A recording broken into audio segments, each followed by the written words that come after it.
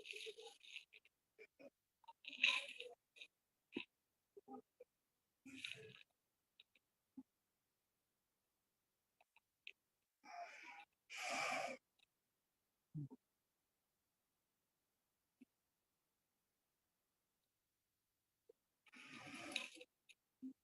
عليكم ورحمة الله وبركاته.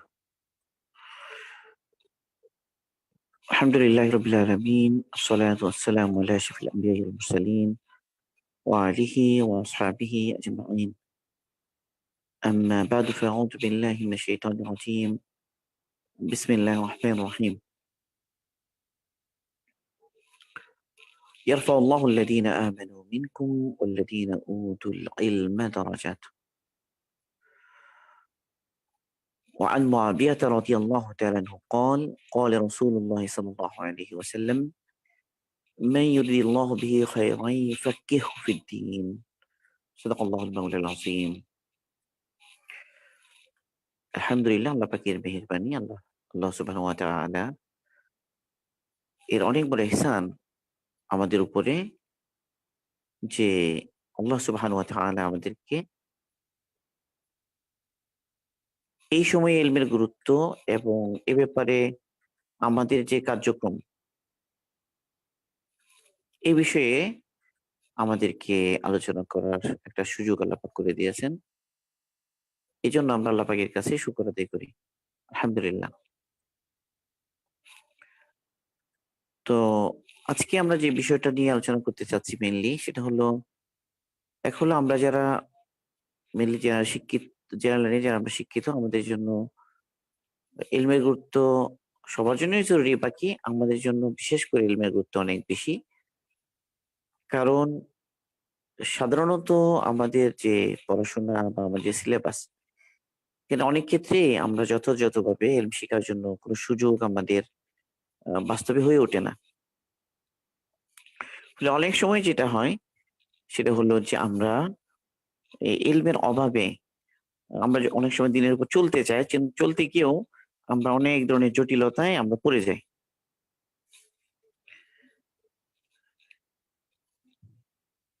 আর আমরা যেভাবে বর্তমানে আমাদের যে অবস্থা, যে এমনিতেই সারা দুনিয়াতে বিভিন্ন ধরনের ফিতনা, মানে ফিতনার সাইলাব অনেক বেশি। এই সময়টা অনেক আসলে কঠিন একটা সময়। মানে দিনের উপরে চলা এমনিতেই কঠিন, বা দিনের উপরে চলাটা এত মসৃণ নয়, এত সহজ নয়। তো এই জন্য এই অবস্থায় আমাদের নিজেদের জন্য ইলমের গুরুত্ব অনেক বেশি। এক হলো যে আমরা ইলম কিভাবে শিখবো। জামানাটাই হলো এমনিতে ইলমকে তুলে নেওয়া জামানা। রাসূল সাল্লাল্লাহু আলাইহি ওয়াসাল্লাম একটা সময়ের দিকে ইশারা করে বলেছেন যে যখন ইলম উঠিয়ে নেওয়া হবে, এবং ইলম উঠিয়ে নেওয়া কিভাবে হবে, কিভাবে উঠিয়ে নেওয়া হবে, এ ব্যাপারে আল্লাহ রাসূলের হাদিসও আছে। বুখারী এবং মুসলিম দুই জায়গায় হাদিস আছে। আব্দুল্লাহ ইবনে আমর ইবনে আস রাদিয়াল্লাহু আনহু এই হাদিস রিওয়ায়াত করেছেন যে রাসূল সাল্লাল্লাহু আলাইহি ওয়াসাল্লাম এই কথা বলেছেন: ইন্নাল্লাহা লা ইয়াকবিজুল ইলমা ইনতিজাআন ইয়ানতাজিউহু মিনাল ইবাদ ওয়ালাকিন্নাল্লাহা ইয়াকবিজুল ইলমা বিকবজিল উলামা হাত্তা লা ইউবকি আলিমান ইত্তাখাযান নাসু রুউসান জুহালা ফাসুইলু ফাআফতু বিগাইরি ইলমিন ফাদাল্লু ওয়া আদাল্লু। আও কামা ক্বালা আলাইহিস সালাতু ওয়াসসালাম। রাসূল সাল্লাল্লাহু আলাইহি ওয়াসাল্লাম এক জামানার ব্যাপারে বলেছেন যে একটা সময় এমন হবে যে আল্লাহ সুবহানাহু ওয়া তাআলা ইলমকে তুলে নেবেন। তবে আল্লাহ সুবহানাহু ওয়া তাআলা ইলমকে এভাবে তুলে নেবেন না যে একসাথেই সবার অন্তর থেকে ইলমকে তুলে নেবেন, বরং আল্লাহ সুবহানাহু ওয়া তাআলা ইলমকে তুলে নেবেন উলামাদেরকে তুলে নেওয়ার মাধ্যমে। অবশ্যই এমন হবে যে কোনো আলেম বাকি থাকবে না, এবং ইত্তাখাযান নাসু রুউসান জুহালা, মানুষ যারা জাহেল, অজ্ঞ, এই ধরনের অজ্ঞ মানুষদেরকে মানুষ নিজেদের নেতা বা লিডার বানিয়ে নিবে, নিজেদের অনুসরণীয় বানিয়ে নিবে। ফাসুইলু, তাদেরকে জিজ্ঞাসা করা হবে, ফাআফতু বিগাইরি ইলম ফাদাল্লু ওয়া আদাল্লু, তারা ইলম ছাড়াই অন্যদেরকে দিক নির্দেশনা দেবে, ফলে তারা নিজেরাও গোমরা হবে, অন্যদেরকেও গোমরা করবে। তাহলে এক হলো সময়টা বড় কঠিন, মানে এই সময়ে ইলমের প্রয়োজন এটা সবচেয়ে বেশি। এই সময়ে ইলমের গুরুত্ব বা ইলমের জরুরত, ইলমের প্রয়োজন সবচেয়ে বেশি, অনেক বেশি পরিমাণে এখন ইলম দরকার, ইলমের প্রয়োজন। এক হলো সময়টা হলো ফিতনার, সময়টা ফিতনার, সময়টা ফিতনার। এই সময়ে ইলম ছাড়া মানুষ চলতেই পারবে না, সময়টা ফিতনার। এবং অনেক বেশি মতভেদ আমাদের চারপাশে। 2 নম্বরে হচ্ছে অনেক বেশি মতভেদ আমাদের আশপাশে, অনেক বেশি মতভেদ, অনেক বেশি মতভেদ, মতভেদ অনেক বেশি। এটা একটা সমস্যা। 3 নাম্বার হলো ওলামা, ওলামাগণ চলে যাচ্ছেন।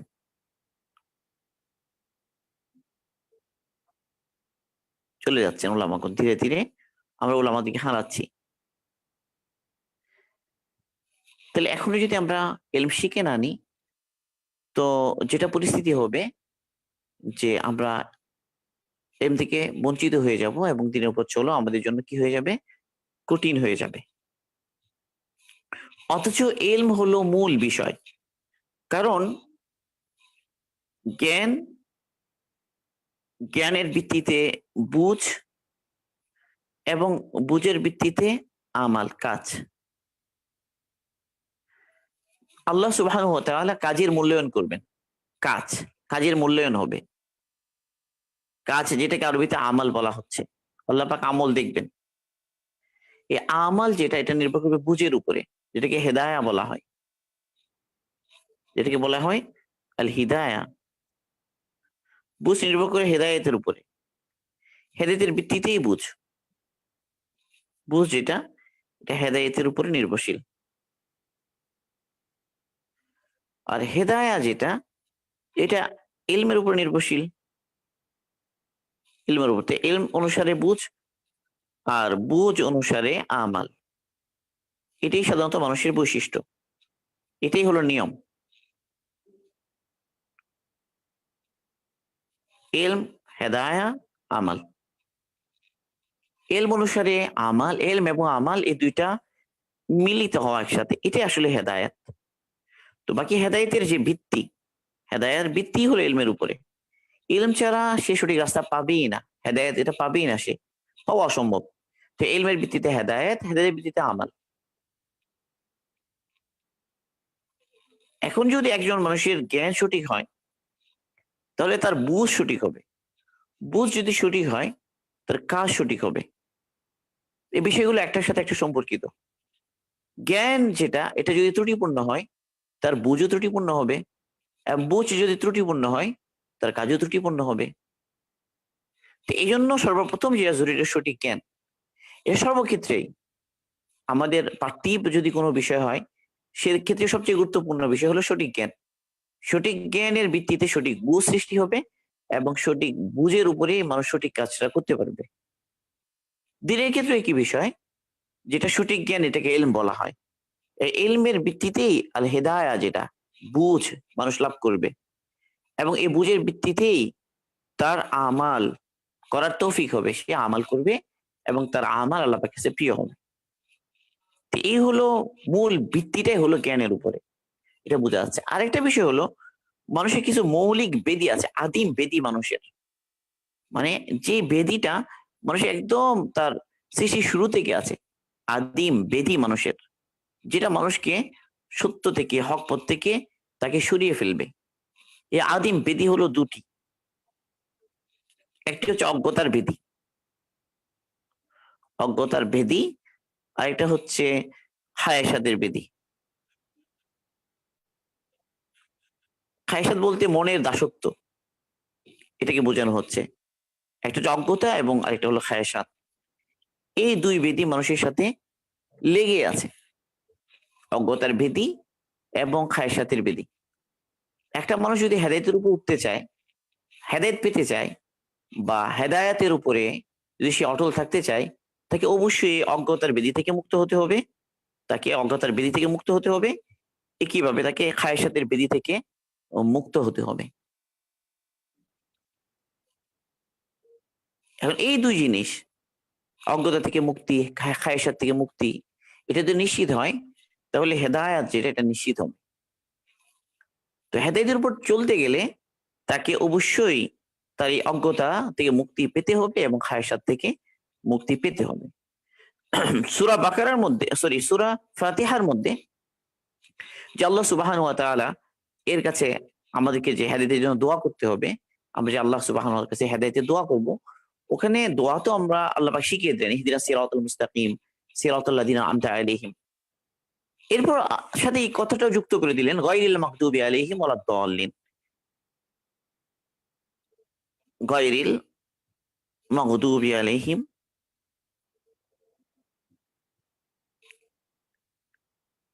আলাইহিম, তাহলে ওয়ালাদ দাল্লিন।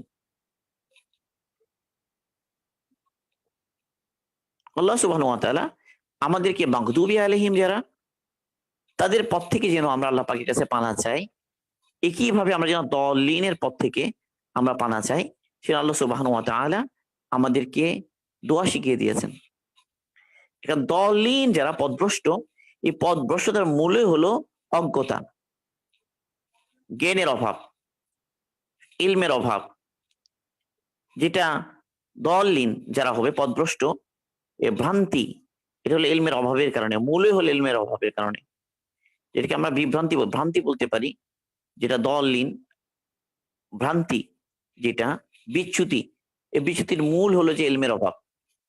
আর যেটা মাগদুবি আলাইহিম, আল্লাহ পাকের গজব, যেটা আল্লাহ পাকের গজবের পতিত হওয়া, লানতে পতিত হওয়া, এটার মূল কারণ হলো খায়সাত। একদিকে খায়সাত আর এদিকে ভ্রান্তি, এই দুই জিনিস। এই বিষয়টা আল্লাহ রাসূল সাল্লাল্লাহু আলাইহি ওয়াসাল্লাম এক হাদিসেও বলেছেন। মুআয ইবনে জাবাল রাদিয়াল্লাহু আনহু এই হাদিস রিওয়ায়াত করেছেন, قال رسول الله صلى الله عليه وسلم إنكم على بينة من ربكم ما لم تظهر فيكم سكرتان سكرة الجهل وسكرة حب العيش وأنتم تأمرون بالمعروف وتنحون عن المنكر وتجاهدون في سبيل الله وإذا ظهر فيكم حب الدنيا فلا تأمرون بالمعروف ولا تنحون عن المنكر ولا تجاهدون في سبيل الله القائلون يومئذ بالكتاب والسنة كالسابقين الأولين من المهاجرين والأنصار وكما قال عليه الصلاة والسلام। এই হাদিসের মধ্যে রাসূল সাল্লাল্লাহু আলাইহি ওয়াসাল্লাম মানুষের দুইটা বড় ভ্রান্তির কথা তুলে ধরেছেন। মানে তোমরা ততদিন পর্যন্ত বাইয়িনার উপরে থাকবে, বুরহানের উপরে থাকবে, হকের উপরে থাকবে, যতদিন পর্যন্ত তোমাদের মধ্যে দুই নেশার বস্তুর প্রকাশ না ঘটে। এক হলো সাকরাতুল জাহাল, যেটাকে আল্লাহ রাসূল বলেছেন সাকরাতুন। এই সাকরাতুন শব্দ অর্থ হচ্ছে নেশা। সাকরাতুল, একটা হলো সাকরাতুল জাহাল, একটাকে বলেছেন আল্লাহ রাসূল, আরেকটাকে বলেছেন সাকরাতু হুব্বিল আইশ।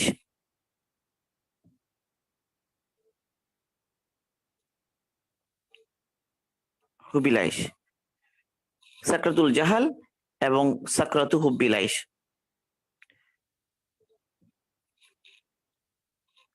সাকরাতু হুব্বিল আইশ যেটা, এটা মেইনলি খায়সাত।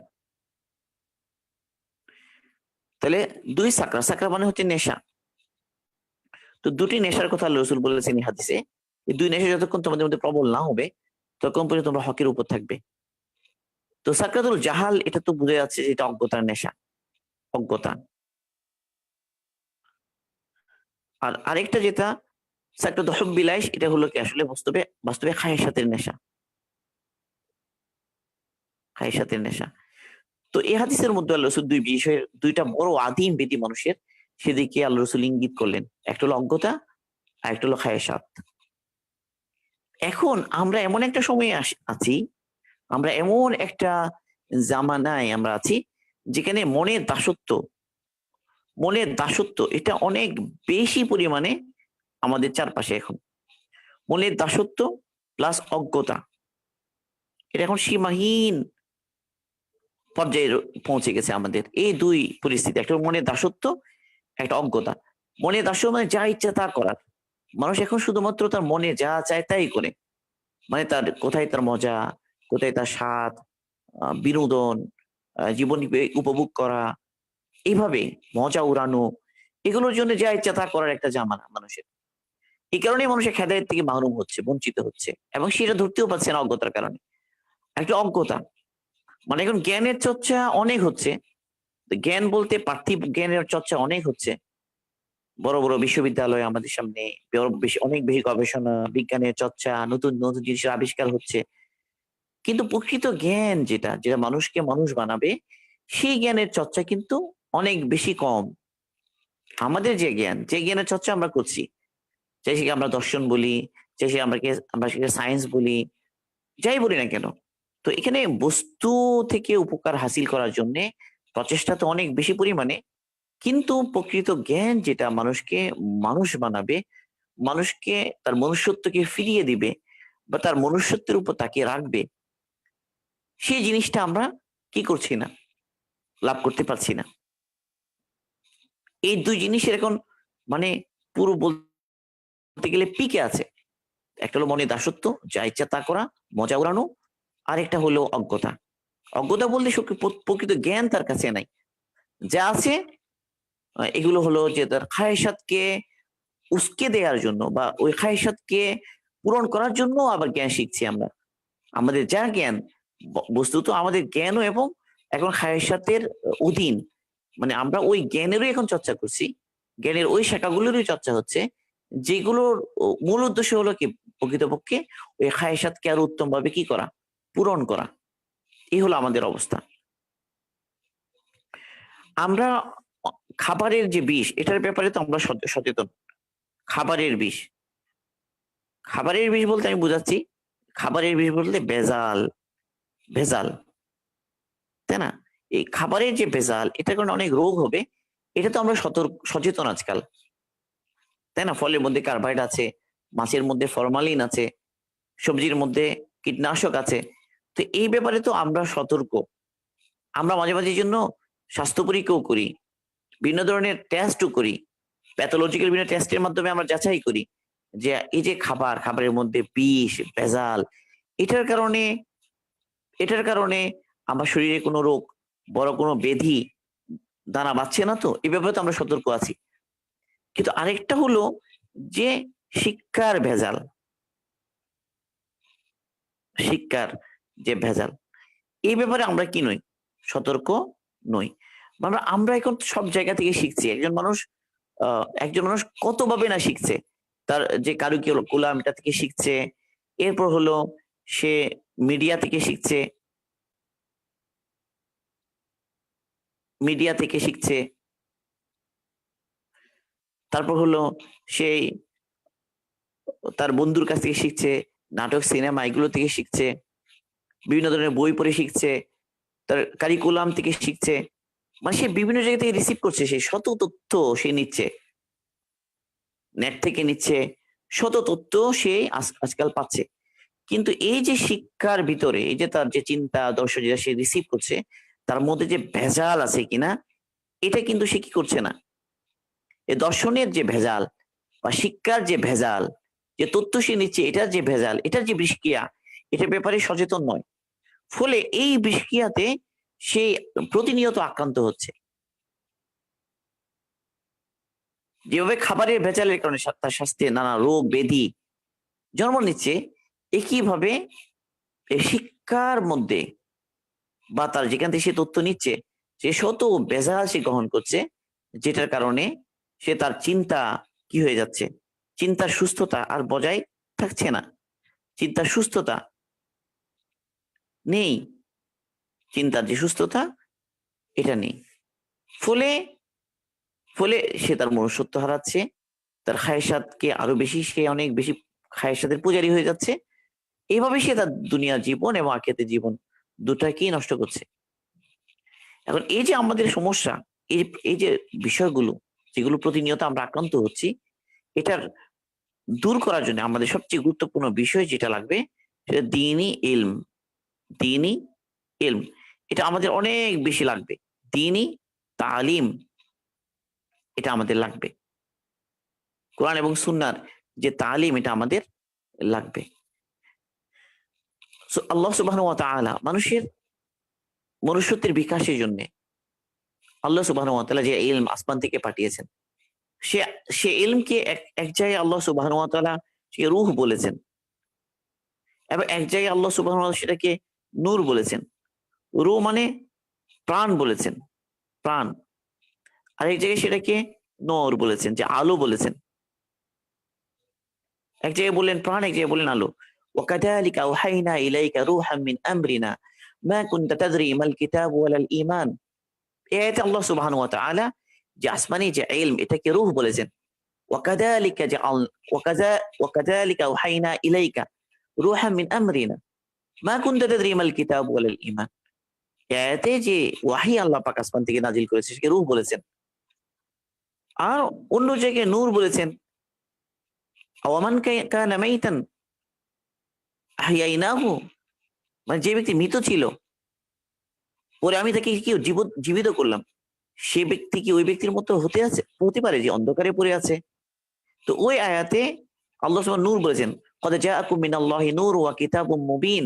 তোমাদের কাছে আসমান থেকে এসেছে, আল্লাহ পাকের তরফ থেকে এসেছে নূর, আলো এবং সুস্পষ্ট কিতাব। তো এই সমস্ত আয়াতে আল্লাহ সুবহানাহু ওয়া তাআলা ইলমকে, আসমানি ইলম যেটাকে নূর বলেছেন, এবং কোথাও আল্লাহ সুবহানাহু ওয়া তাআলা প্রাণ বলেছেন। প্রাণ এবং নূরের সাথে কেন আল্লাহ পাক তুলনা দিলেন? কারণ সারা পৃথিবীতে আজকাল যে এই যে কোলাহল, এই যে আয়োজন, সারা পৃথিবী যে আজকে সবুজ শ্যামল, তার এত নড়াচড়া, সবকিছুর মূলে কি প্রাণ। প্রাণ আছে বলে পৃথিবীতে আজকে এত কোলাহল, এত নড়াচড়া, এত সৌন্দর্য, এত সবকিছু, এত আয়োজন। যদি প্রাণ না থাকতো, প্রাণ বলে কোনো জিনিস না থাকতো, বা প্রাণ যদি এখন না চলে যায়, পুরো পৃথিবী নির্জীব পড়ে থাকবে, পুরো পৃথিবীর সমস্ত কোলাহল থেমে যাবে। আরেকটা হলো আলো। পৃথিবীর এত আয়োজন, এগুলো এত সৌন্দর্যময় বা এত সুন্দর, এত আমাদেরকে আকর্ষণ করছে কেন? আলো আছে বলে। যে আলো না থাকতো, সূর্য যদি না হতো, আলোর ব্যবস্থা না হতো, তো পুরো পৃথিবীটা নিথর কালো অন্ধকারে পড়ে থাকতো। তো এই জন্য আলোর অনেক গুরুত্ব এবং প্রাণ রুহের অনেক গুরুত্ব। আল্লাহ সুবহানাহু ওয়া তাআলা আসমানি যে ইলম সেটাকে আল্লাহ পাক রুহের সাথে তুলনা করেছেন এবং নূরের সাথে তুলনা করেছেন। আল্লাহ সুবহানাহু ওয়া তাআলা আমাদেরকে বুঝাতে চান যে ওই আসমানি ইলম যদি আমরা না নিই, তো আমাদের পুরো জীবন প্রস্তুত হবে প্রাণহীন, মানে নীরব, নিস্তব্ধ। এখানে প্রকৃত প্রাণ থাকবে না, প্রকৃত জীবনের স্পর্শ থাকবে না, যদি আসমানি ইলম সেটা আমরা না পাই। একইভাবে আলোর সাথে তুলনা দিয়েছেন। ওই আসমানি ইলম যদি আমরা সেটা যদি গ্রহণ না করি, আমরা রিসিভ না করি, আমরা যদি না পাই, তাহলে কি হবে? আমাদের পুরো জীবন হবে অন্ধকার, অন্ধকার। তো এই পার্থিব জীবন নিয়ে, দুনিয়ার এই জীবন নিয়ে আমরা যত আমাদের জীবন কাটাই না কেন, প্রকৃত আলো আমাদের লাগবেই। মানে এই জন্য আমরা কি করতে পারি? তো এখন আসলে ইলম তো নিতে হবে ওলামাদের কাছ থেকেই। সবসময় ওলামাদের কাছ থেকেই জ্ঞান নিতে হবে। ওলামাদের কাছ থেকেই জ্ঞান নিতে হবে। এটা ছাড়া তো দ্বিতীয় কোনো বিকল্প নেই। আমাদের কাছে কিতাব আছে, কিন্তু কিতাবের জন্য আমরা কিন্তু ওলামাদের মুখাপেক্ষী। কিতাবের জন্য আমরা ওলামাদের মুখাপেক্ষী। আল মুওয়াফাকাত একটা কিতাব আছে আল্লামা শাতিবী রহিমাহুল্লাহ। তো সেখানে একটা উক্তি এমন আছে, সেখানে উলামাদের উক্তি তিনি এনেছেন, ইন্নাল ইলমা কানাত ফি সুদুরির রিজাল সুম্মা ইনতাকালা ইলাল কুতুব ওয়া সারাত মাফাতিহু বিআইদির রিজাল। এই ইলম যেটা, সেটা ছিল উলামাদের বুকে ছিল সেটা, সুম্মা ইনতাকালা ইলাল কুতুব, অতঃপর সেই জ্ঞান সেটা বইয়ে কি হয়েছে? স্থানান্তর হয়েছে। কিন্তু ওয়া সারাত মাফাতিহু বিআইদির রিজাল, কিন্তু এই ইলমের যে চাবি এটা কিন্তু উলামাদের হাতেই রয়ে গিয়েছে। তো এখন হলো আমাদেরকে উলামা মুখী হতে হবে। সবচেয়ে গুরুত্বপূর্ণ, আমরা উলামাদের কাছে যেতে হবে। প্রকৃত আলেম যারা, তাদের কাছ থেকে গিয়ে আমরা আমাদের ইলম নিতে হবে। এটা কোনো বিকল্প নেই।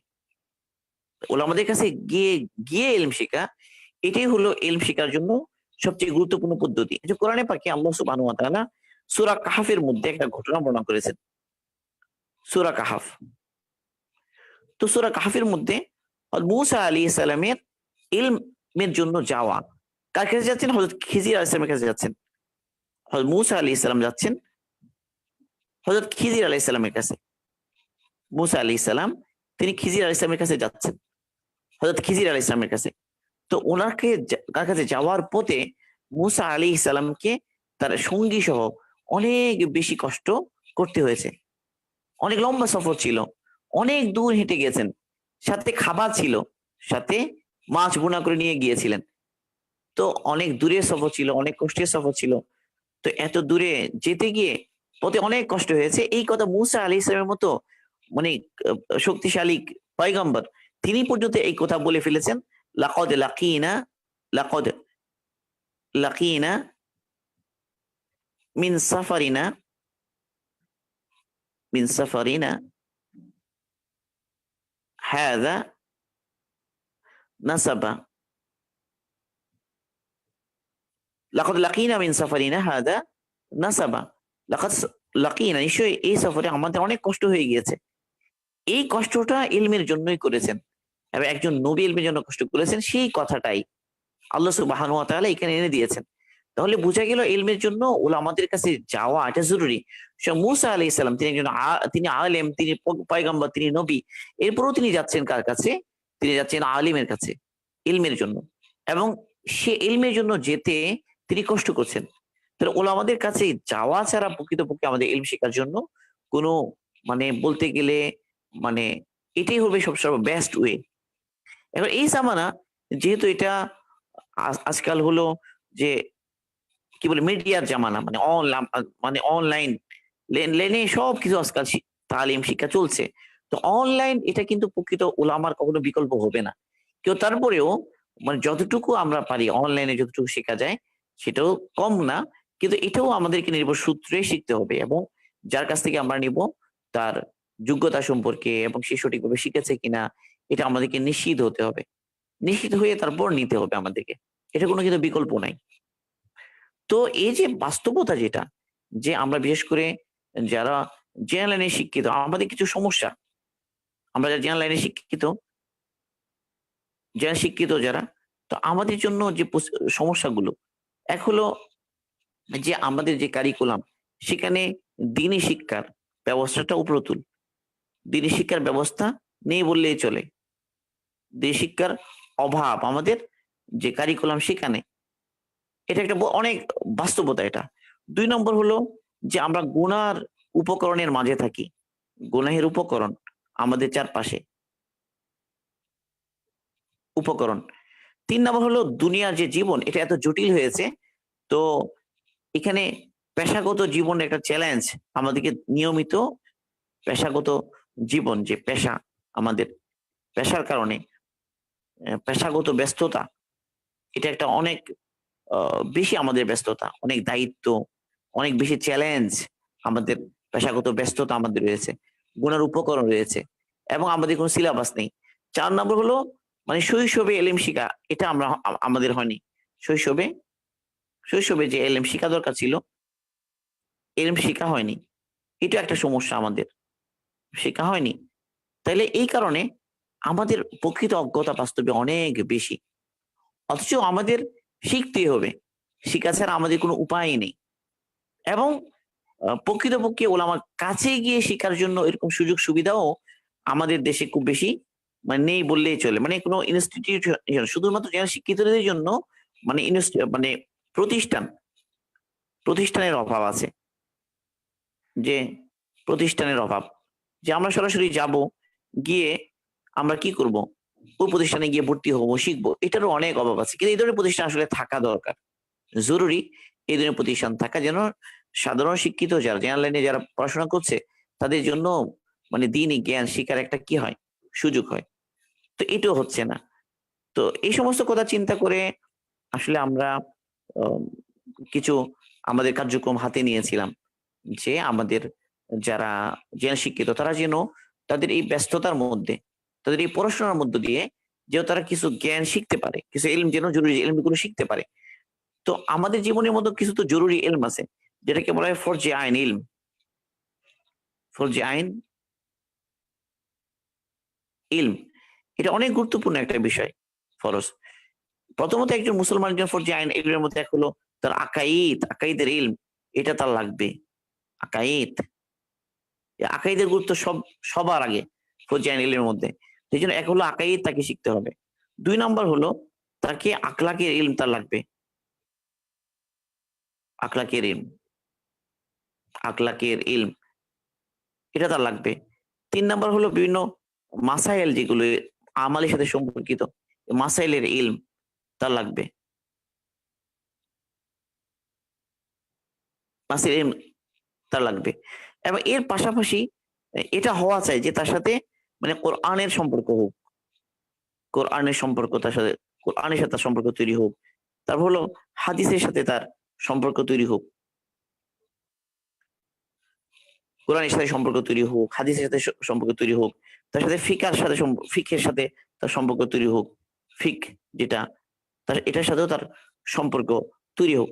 তো এই সবগুলো বিষয় চিন্তা করে ধীরে ধীরে আলহামদুলিল্লাহ আমরা আমাদের মিফতাহুল উলুম ওয়াল মাদ্রাসা যেটা, তো এখানে আমরা এই কথা চিন্তা করে আমরা কিছু কার্যক্রম আমরা হাতে নিয়েছি।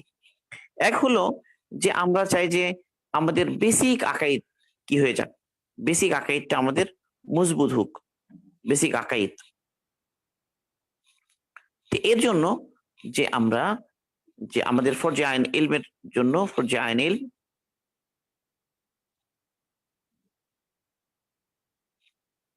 আকাইদ পড়ব, আকাইদ পড়ব ফরজে আইন ইলম। তো এই প্রোগ্রামে আমাদের এখানে প্রায় 36টি দার্স আছে আমাদের, যেটা আল আকিদাতুল হাসানা হযরত শাহ ওয়ালিউল্লাহ মুহাদ্দিস দেহলভী রাহিমাহুল্লাহ ওনার ওই বিখ্যাত কিতাব। এই কিতাবকে সামনে রেখে আমরা একদম জরুরি বিষয়গুলো আকাইদের এখানে আলোচনা করেছি।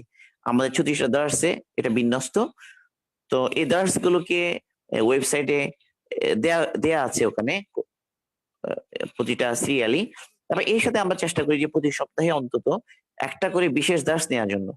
মানে এই দার্সগুলো তো আছেই, এর পাশাপাশি আরো যে সমস্ত বিষয় আমাদের আকীদার ব্যাপারে জানা দরকার বা যে বিষয়গুলো ওখানে যতটুকু আলোচনা হয়েছে আরেকটু সহজ করে আলোচনা করা। এজন্য বেসিক আকাইদের জন্য আমাদের ফরজে আইন ইলম আকাইদ পড়বেন। এখানে 36টা দার্স তো এখানে আছেই। এর সাথে আমরা চাই যে কিছু বিশেষ দার্সের ব্যবস্থা করার জন্য মাঝে মাঝে। তো এটা একটা আমাদের কার্যক্রমের মধ্যে একটা। ২ নাম্বার হলো আমাদের আরেকটা আমাদের আছে কার্যক্রমের মধ্যে, এটা হলো ফরজে আইন ইলম কোর্সের ভিতরে, ফরজে আইন ইলম কোর্সের ভিতরে এটাও। তো এখানে আমাদের যেটা আছে এটা হলো তাহারাত পর্ব, তাহারাত এবং সাথে এই ক্লাসকে আমরা যোগ করেছি তাহারাত। তো তাহারাতের মধ্যে আমরা খুবই সহজ একটা কিতাব হানাফি মাযহাবের আমরা নির্বাচন করেছি, আল ফিকহুল আকবার। তো আল ফিকহুল আকবরের তাহারাতের উপরে আমাদের ৪৪টা মতো দার্স হয়েছে, ৪৪টা দার্স। তো এর সাথে আমরা কতগুলো বিশেষ দার্সের সাপ্তাহিক বিশেষ দার্স আমরা রাখি। তো মাঝে মাঝে আমরা কিছু পরীক্ষা নিই। এটাও ৩ থেকে ৪ মাসের মধ্যে একজন তালিবে ইলম চাইলে ৩ থেকে ৪ মাসের মধ্যে সে শেষ করতে পারে। এর সাথে আমাদের আকাইদ যেটা এটাও মোটামুটি ৩ থেকে ৪ মাসের মধ্যে সে শেষ করতে পারে। এইভাবে আমরা এগুলোকে বিন্যস্ত করেছি। তো আমাদের গ্রুপের মধ্যে আমাদের ওয়েবসাইটের ঠিকানা দেয়া আছে। ওখানে যে কেউ এটার মধ্যে এনরোল করে এই কোর্সগুলোতে সে অ্যাটেন্ড করতে পারে। এবং যখনই সেই কোর্সগুলোতে অ্যাটেন্ড করবে, তো আমাদের মিফতাহুল উলুম ওয়াল মাদ্রাসা বাংলাদেশ যে গ্রুপ আছে, এই গ্রুপের সাথে আরেকটা গ্রুপের লিংক আছে। এটা হলো ফরজে আইন ইলম কোর্স, ফরজে আইন ইলম কোর্স একটা গ্রুপ আছে। সেই গ্রুপে সে অ্যাটেন্ড করবে। ওখানে এড হবে। এড হলে ওখানে বিশেষ দার্স গুলো কিভাবে হবে না হবে সব রুটিন গুলো ওখানে দেয়া হয়। ওখানে নিয়মিত ওই রুটিন গুলো দেখার মাধ্যমে সে এই কোর্স গুলো কন্টিনিউ করতে পারে। তো এই কোর্স গুলো ছাড়াও আমরা আমরা চাচ্ছি যে আকাইদের বিষয়টা আরো সহজ করে দেওয়ার জন্য। এজন্য আমাদের ঈমান এবং আমাদের বিশ্বাস এই হেডিং এ আমরা কিছু কিছু দার্স ১৫ থেকে ২০ মিনিটের বা ১০ থেকে ১৫ মিনিটের আমাদের ঈমান আমাদের বিশ্বাস এই হেডিং এ আমরা সোমবার এবং শুক্রবার আমরা চাই যে এটা আমরা কেন শুরু করতে পারিনি যে ১০ থেকে ১৫ মিনিটের কিছু কি হবে আমাদের কিছু ছোট ছোট দার্স হবে। একদম সহজ সহজ বিষয়গুলো আমাদের ঈমান এবং বিশ্বাসের সম্পর্কিত বিষয়গুলো ওখানে আলোচনা করার। এই একটা কোর্সের এটা ঠিক কোর্স না, এই আলোচনাগুলোই কন্টিনিউ করা যেন সহজে আমাদের সামনে আকাইদের বিষয়গুলো চলে আসে। আরেকটা বিষয় যেটা আমরা আমাদের প্ল্যানের মধ্যে আছে একটা হলো সেটা হলো যে বর্তমানে যে সংশয়গুলো, যে নাস্তিকতা এবং পশ্চিমা দর্শনের কারণে অনেকভাবে আমাদের দ্বীনি বিশ্বাসটা হুমকির মুখে। আমাদের মধ্যে অনেক সংশয় সৃষ্টি হচ্ছে। তো এই সংশয়গুলো যেন দূরীকরণ হয় সহজে, আমরা যেন সংশয়ে না পড়ি এবং আমাদের সংশয়গুলো যেন আমরা সঠিক একটা জবাব পেয়ে যাই। তো এইজন্য আমাদের একটা কোর্সেরও আমাদের প্ল্যান আছে। এটাও ইনশাআল্লাহ। এরপরে আমরা এভাবে ধীরে ধীরে আমরা চাই যে আখলাকের উপরে আমাদের কিছু আলোচনা হোক। আখলাক যেটা এটা একটা গুরুত্বপূর্ণ বিষয়। আখলাক। আখলাকের উপরেও আমরা কিছু দার্স আমাদের প্ল্যানের মধ্যে আছে। আমরা চাই যে আখলাকের উপরে কিছু আমাদের দার্স হবে। কোন একটা বিশেষ কিতাব আকাবিদদের কোন একটা কিতাবকে সামনে রেখে আখলাকের উপরে আমরা কিছু আলোচনা করব। আরেকটা বিষয় হলো আমরা যেহেতু জেনারেল লাইনে আছি, আসলে মুসলমান মাত্রই তো সে দায়ী, মুসলমান মাত্রই কিন্তু সে দায়ী। যেহেতু সে দায়ী, তো তার জন্য দাওয়াত অনেক গুরুত্বপূর্ণ। তাকে সর্বাবস্থায় তো মুসলমান সে দাওয়াতের ফিকিরে থাকবে। এবং আমরা অনেকেই বিভিন্ন ধরনের আলহামদুলিল্লাহ দাওয়াতের মেহনতের সাথে জড়িত আছি। কেউ আমরা অনলাইন অফলাইনে বিভিন্নভাবে আমরা দাওয়াতের সাথে জড়িত। দাওয়াত তাবলীগের মেহনত আছে, আর অন্যান্য মেহনত। এই হিসাবে আমাদের একটা আমরা আ আমাদের একটা দার্স আমরা নিতে চাই। এটা হলো ফিকহুদ দাওয়ার উপরে। ফিকহুদ দাওয়া। মানে দাওয়া দেওয়ার ক্ষেত্রে কোন বিষয়গুলো তার প্রয়োজন হবে। দাওয়াতের যে এটা নিয়ে আমরা আলোচনা করতে চাই। দাওয়াতের হিকমা, প্রজ্ঞা, কৌশল কেমনে আগাবে, কখন কোন বিষয়ে দাওয়াত দিবে, কোনটা আগে দিবে, কোনটা পরে দিবে। তো এই বিষয়ে আমাদের একটা প্ল্যান আছে যে ফিকহুদ দাওয়া, দাওয়ার উপরে যেন আমাদের কি হয়, জরুরি ইলমগুলো আমাদের শিখা হয়ে যায়।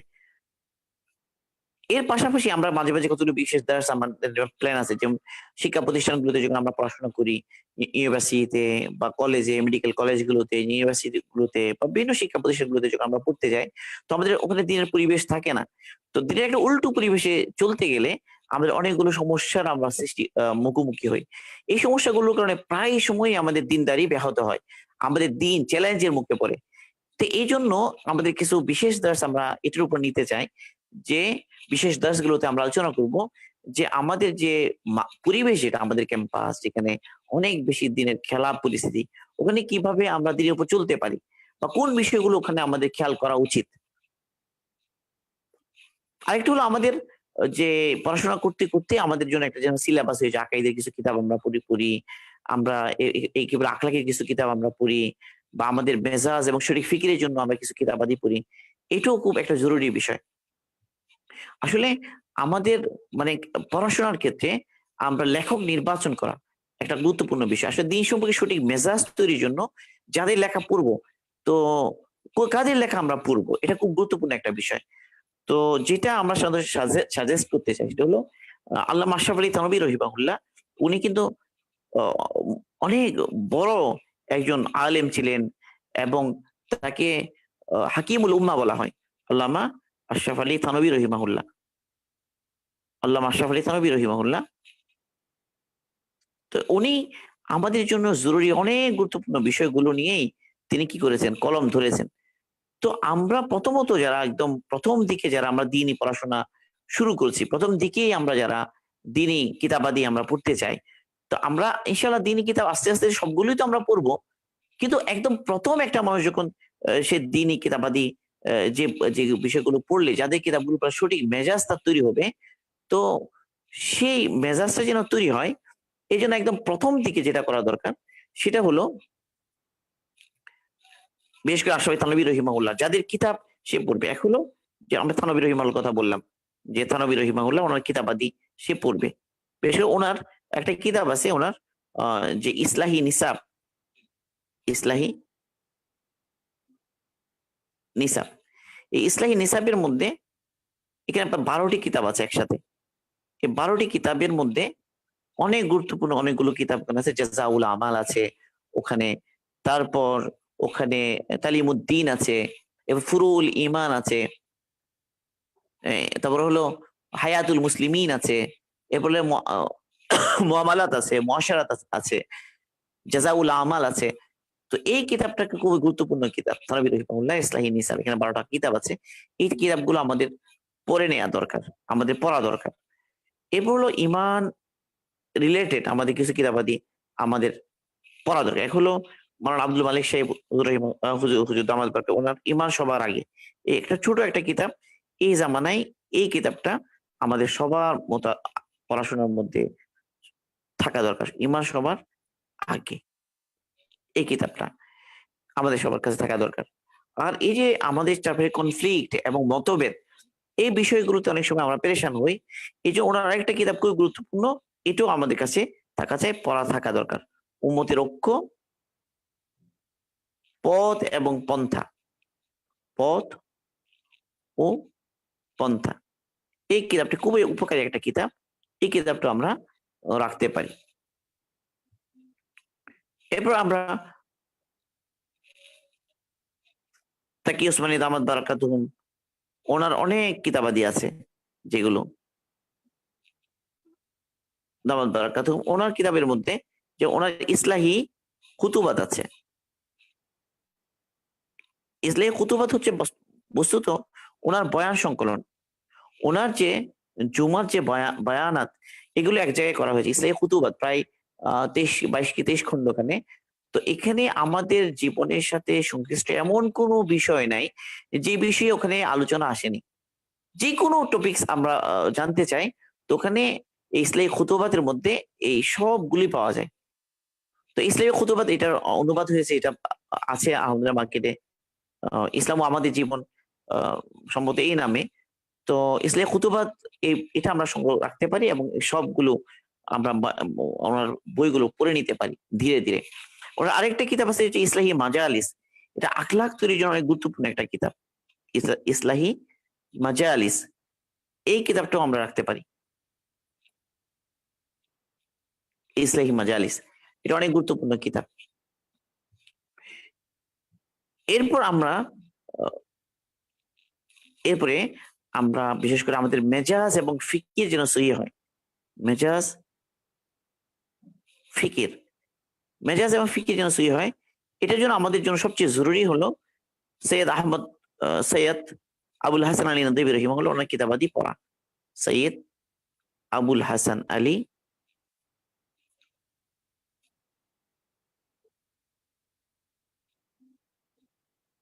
নদভী রহিমাহুল্লাহ ওনার কিতাবাদি পড়ার মাধ্যমে আমাদের চেতনা জাগ্রত হবে, আমাদের যে শুটিং মেজাজ গড়ে উঠবে। যেমন ওনার খুবই উল্লেখযোগ্য একটা কিতাব যে মুসলমানদের পতনে বিশ্বের কি ক্ষতি হলো, এটা সবার পড়া দরকার। মুসলমানদের পতনে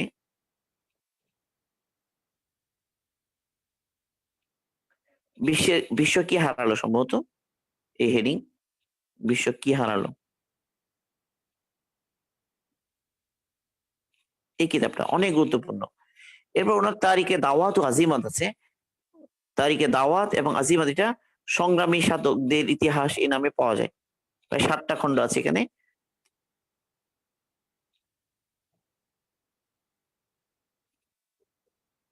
ইতিহাস এই সবগুলো পড়বই আমাদের পড়া দরকার।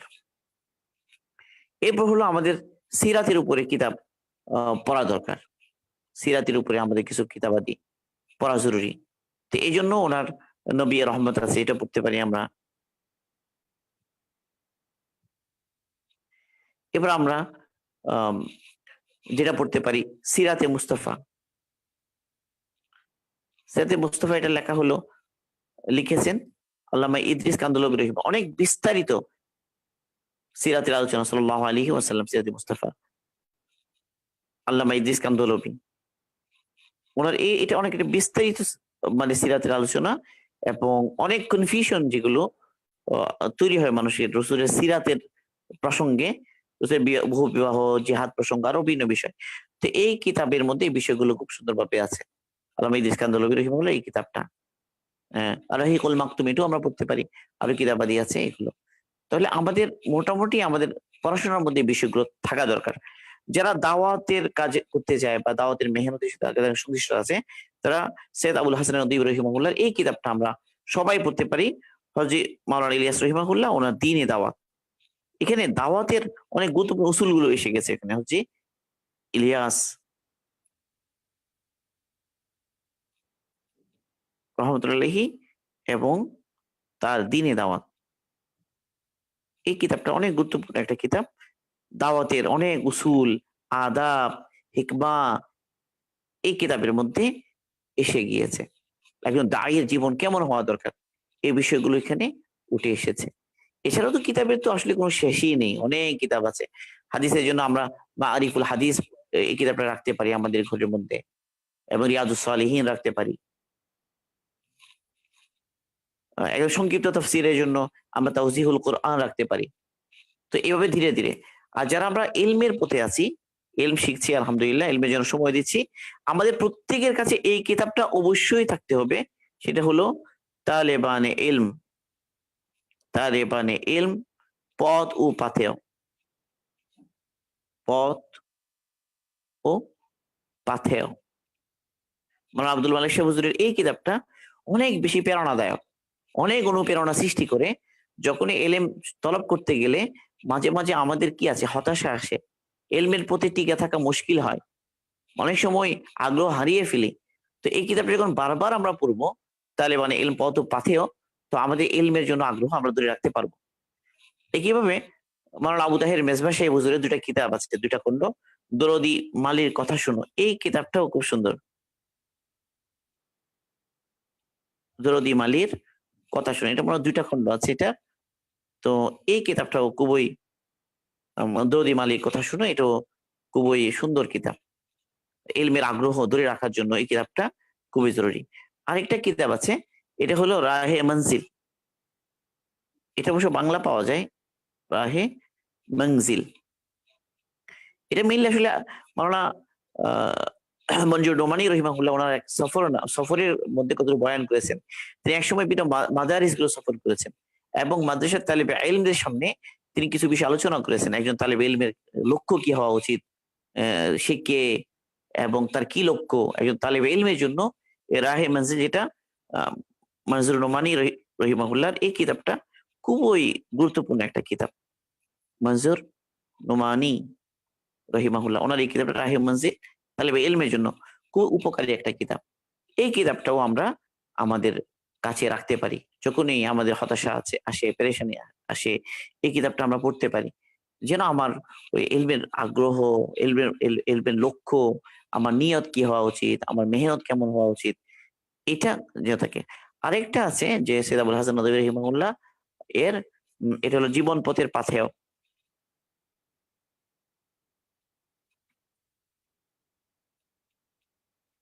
পাথেয় এটাও খুবই গুরুত্বপূর্ণ।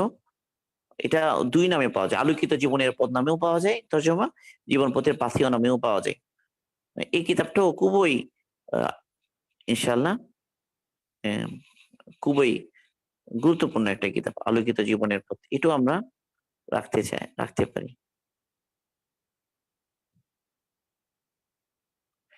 মানে এই সমস্ত কিতাব আমার ইলমের প্রতি আগ্রহকে ধরে রাখতে সহায়তা করবে। আমি আমার ইলমের প্রতি যে আগ্রহ এটা হারাবো না।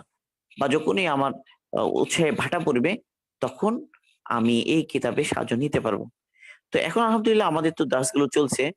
তো আমাদের এখানে দারসুল কোরআন চলে আলহামদুলিল্লাহ নিয়মিত প্রতি শনিবার এবং রবিবার আ সোয়া ৯টা থেকে। আমাদের দারসুল হাদিস চলে প্রতি বুধ এবং বৃহস্পতিবার রাতে সোয়া ৯টা থেকে। আমাদের দারসুল ফিকহ চলে আমাদের দারসুল ফিকহ চলে প্রতি রবিবার সকালে এবং প্রতি মঙ্গলবার সকালে। আ এখন ৬টা ৪০ এর দিকে আমরা শুরু করি। এবার আমাদের আকাইদের রেগুলার দার্সেলে আল আকিদাতুত তাহাউইয়া এর দার্স চলে প্রতি প্রতি বুধ এবং বৃহস্পতিবার সকালে ৬টা ৪০ বা ৪৫ এর দিকে শুরু হয়। প্রতি শনিবার আমাদের বিশেষ দার্স চলে। প্রায় ১ ঘন্টা ব্যাপী বিশেষ দার্স চলে। আ বিভিন্ন জরুরি ফরজিয়ান কোর্সে বিভিন্ন বিশেষ দার্সগুলো চলে। সেগুলো আমরা একদম নিয়মিতই ধরতে পারি ইনশাআল্লাহ, আমাদের উপকার হবে। আর বিশেষ করে আমাদের সোমবারে বা শুক্রবারে বিভিন্ন সময়ে আমাদের কোনো দার্স থাকে না। কখনো আমাদের ওগুলো বিশেষ দার্স হবে ইনশাআল্লাহ। এগুলো আমরা নিয়মিত ইনশাআল্লাহ চালিয়ে যাওয়ার চেষ্টা করব। তো যারা অনেক সময় নতুন তালেবে ইলম থাকি তাদের একটু হতাশা লাগে যে কেমনে শুরু করব, গ্রুপে ঢুকলাম। তো আমাদের জন্য যেটা করণীয় সেটা হলো প্রথমে রুটিনটা দেখা।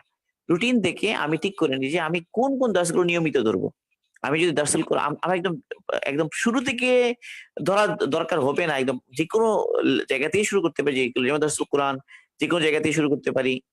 দার্সুল হাদিস যেকোনো একটা দার্স থেকে শুরু করতে পারি। এরপর হলো দার্সুল ফিকহ, যেটা আল ফিকহুল মুয়াসসারের দার্স, এটা যেকোনো জায়গা থেকেই শুরু করতে পারি। সমস্যা নাই। আমরা প্রবলেম হবে না ইনশাআল্লাহ। ফরজিয়ান ইলমগুলো যেগুলো যে বিশেষ দার্স হয় শনিবারে, এগুলো নিয়মিত ধরতে পারি। তো এই সমস্ত বিষয়ে আমার নিয়মিত দর্সে শরীক থাকতে হবে। তো ইলমের জন্য আসলে আমাদের কি লাগবে? ইলমের জন্য আমাদের প্রথমত তলব লাগবে, পিপাসা লাগবে ১ নাম্বারে। ২ নাম্বার হলো আমাদেরকে এর জন্য মুজাহাদা করতে হবে, কষ্ট করতে হবে। এটাকে মুজাহাদা বলা হয়। এরপর আমাদেরকে ইলমের জন্য আমাদেরকে আদাব রক্ষা করতে হবে। কিতাবের প্রতি আদাব, ইলমের প্রতি আদাব, উস্তাদের প্রতি আদাব আমাদের রক্ষা করতে হবে। এবার ৪ নাম্বারে আমাদের মধ্যে ইখলাস থাকতে হবে। আল্লাহর জন্য পড়া। ৫ নাম্বার হলো আমাদের জন্য এর জন্য মানে ধারাবাহিকতা থাকতে হবে। নিয়মানুবর্তিতা,